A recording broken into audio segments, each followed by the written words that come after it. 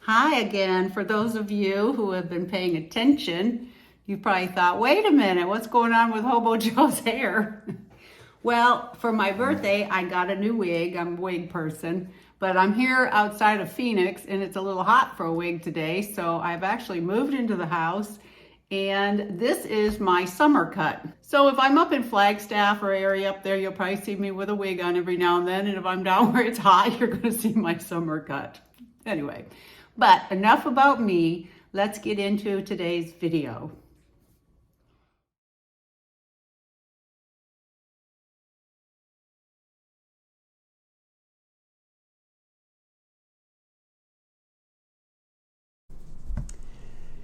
So I think probably the number one reason that most people start living in a minivan is for affordability. You know, with the rents going sky high, I mean, some people just can't afford the rents anymore. They can't afford the mortgage. Something has happened with their job. You know, a minivan is a great alternative. You save on all that rent, all those utilities, blah, blah, blah. So, you know, there's no questioning the fact that it is more affordable than living, especially if you're in a city, than living in one of the apartment complexes. So the next thing is ease. You can get around the city very easy in a minivan. You can find parking spots, you know, because they're just like a little bit bigger than a normal car. You can go into parking garages. These high top vans, and mine, where I put the high top on, or if you have a cargo van and you put the AC on top, you may have a lot of instances where you can't get into a parking garage. So the minivans, as far as ease of getting around the city and finding parking spots, you can't beat that. And when it comes to mobility, I mean, there again, it kind of falls right in with the ease of getting around. But there's nothing easier to drive around as far as of something to stay in than a minivan. I mean, you can easily move from location to location. If you get sick of where you are and say, you know, I don't like this block anymore, or I don't like where I am anymore, you know, I don't like being in this city, I'm going somewhere else. You just turn your key and take off. You know, your home has wheels, so just like me, if it gets a little bit too hot here outside of Phoenix, I'm going to head up into the Flagstaff, Williams, Grand Canyon area, somewhere up in there. But yeah, the mobility, I mean, the minivans are probably the very easiest to get around as far as mobility. And this is an important one for many of y'all, and it's stealthy. And the reason being is because if you start looking around and noticing, these minivans are everywhere. So if you get a white minivan, they blend in with all the other minivans out there. They're everywhere. You're not going to stick out in any way, shape, or form. Now, me with my van with the high top, I'm going to stick out a little bit. But as far as stealth factor, you can't beat them. I'm going to do a video in a little while on, you know, what to do when you're trying to be stealthy. There's a few interesting things that people have said that, you know, you really have to think about in order to be stealth, especially if you're in a city or in a neighborhood or something. Then you have to be pretty careful that you don't get that knock at 2 o'clock in the morning.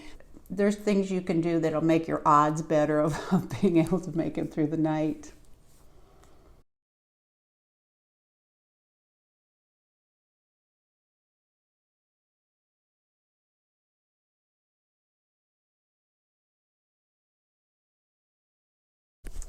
And last but not least, and this probably combines all the rest of them, is that if you want to have an adventure and you want to make it easy and affordable and, you know, be able to drive it, there's nothing better than a minivan. All you got to do with a minivan is make sure you have a really comfortable sleeping area.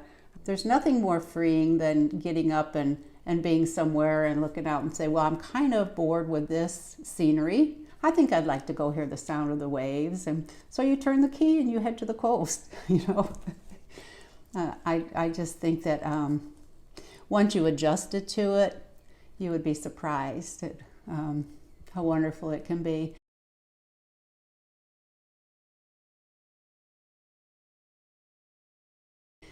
At the end of this video, I'm going to add some YouTube channels that I really enjoy. One of them is my good friend out there that I run into all the time. And another one has a number of mini van tours.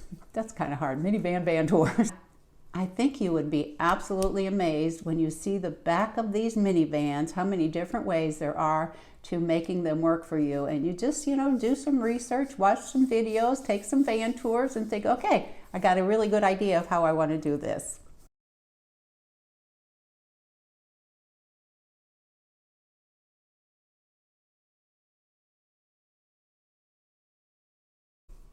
So now that we got the wonderful pros about living in a minivan, it's time to discuss the cons, because there are, obviously. You have a very small space, and then you're going to learn to be a minimalist. And I think once you actually get to where you're comfortable without 90% of your stuff, you're going to start thinking, I feel so heavy, weighted down with all this stuff. It's surprising to me once I started getting rid of my stuff. It's like you mourn it for a while. Some of the things I did put into a storage unit with my daughter that I didn't want to get rid of, that were important to me personally. But the rest of the stuff, it's just like, boy, to think how hard I worked and how much money I spent on this stuff that I really don't even care about. But so you learn to be more of a minimalist, and that is a very, very freeing. In our consumer-driven society that we have here, to end up having minimalist thinking can really free you from going in and doing all that shopping that you don't need, spend all your money on stuff you don't need. So yeah, it's a small space, but there are pros and cons to the small space.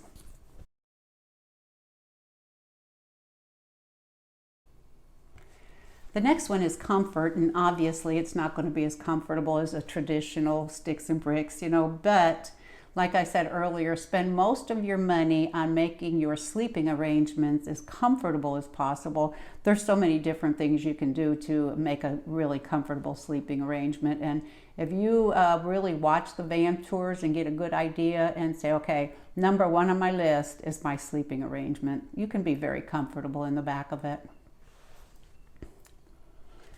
The next one, obviously, is lack of privacy. I mean, you're out in a public area. When you're in the cities, actually, anyway, if you go out, like I go out and camp with I like to camp with like 3 or 4 other people so that there's people around me. I'm not alone, but at the same time, we respect each other's privacy a lot.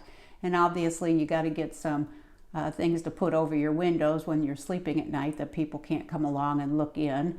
But, as far as going to the restroom and stuff, I mean, you've got to, there again, do your research, see how people are doing this, and just expect that you're going to have to figure out a way to have a little bit more privacy, especially if you're in a city.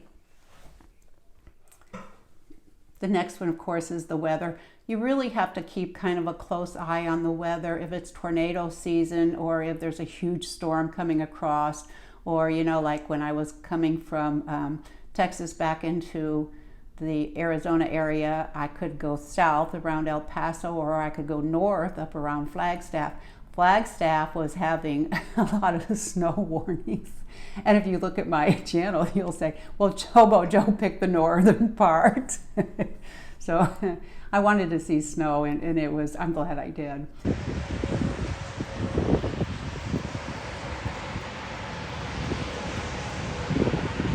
But yeah, you got to really keep an eye on the weather. But then that's not a biggie. You watch that there's a storm coming in, if it's moving from left to right, do you want to go north or south?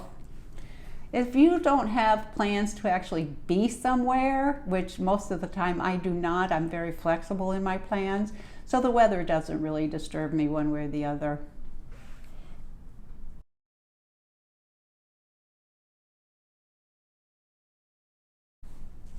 And of course, the biggest thing about the minivans are not being able to stand up in them.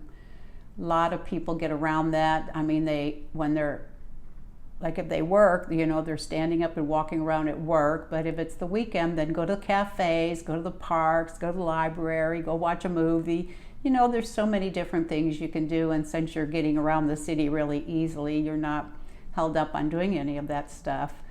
But yeah, even, me and my van, I mean, when I get to a place that I'm going to stay for a week or two, I go ahead and set up my tarps and my awning and my table and, my rocking chair. I have that set up like I have a huge deck outside. And if you're in your minivan and you head out of the city, go and stay in the park. Get you some walking in, some exercise. I mean, it's wonderful. Oh, talking about that, there's one thing I didn't cover, and that is, how do you stay clean? And you have to get yourself a gym membership. I think right now Planet Fitness is running that $10 a month membership, and then you get to shower. I mean, you just shower, and I find out when I go into Planet Fitness to shower, I end up working out. It's like I'm there, I might as well. I don't have any place I have to be anytime soon. And then I go in and lay on the massage beds. So Planet Fitness ends up being my kind of to-go-for place.